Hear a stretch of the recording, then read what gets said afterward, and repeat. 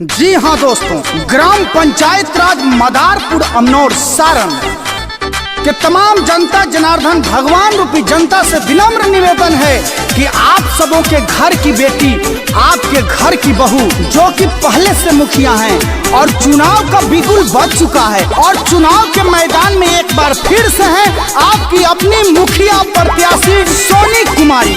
जोहरी ले हाथ भैया जी, चाहे सबके साथ भैया जी, कहती है विकास भैया जी, रखी विश्वास भैया जी, माला पहिरावे के बहो ए हो भैया सोनी कुमारी के फेरू जितावे के बा, मुखिया बनावे के बा भैया उमेश के मान बढ़ावे के बा, मुखिया बनावे के बा।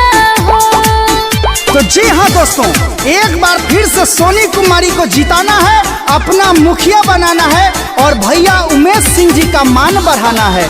याद रखें, आपका ग्राम पंचायत राज मदारपुर अमनौर सारण के आन बान शान आपकी अपनी सोनी कुमारी। जी हाँ, सोनी कुमारी को ही जिताना है और भारी मत देकर अपना फिर से मुखिया बनाना है। गहुआ जहवरिया पूरा करता सहपट ये भैया, केहू कहे ना झांसा में आई हो, दिहई नहीं के भोट ये भैया, इनके के भारी मत से वोट देके फेरू जीतई है ये चाचा, गाँव समाज में सुशील होई मुखिया बनई है ये चाचा, सब कर भलाई करी है सोनी कुमारी के फेरू जितावे के बा, मुखिया बनावे के बा, उमेश भैया के मान बढ़ावे के बा, ताज पहिरावे के बा। विकास के रफ्तार को और आगे बढ़ाना है। जी हाँ, विकास के रफ्तार को और आगे बढ़ाना है।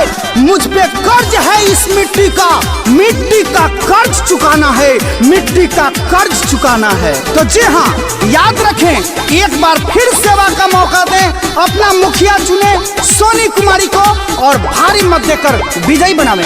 मदारपुर अमनौर में गुजता वे नारायण के सुख और दुख में, देख लेना रात दिन के, बन जाई है रोड और नाला नोली, हो जाई है पासन हो, इनके पर रख ले भरे सारा जनता फेरू विश्वास हो, दोबारा जितावे के बहो।